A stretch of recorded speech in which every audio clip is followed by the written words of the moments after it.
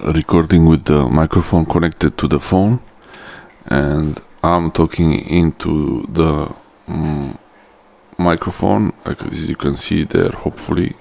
And this is the same microphone and the same interface connected to the computer directly, so you can compare it easily.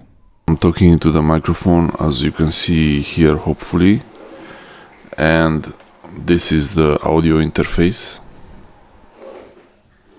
Now I'm recording directly into the microphone, the main microphone.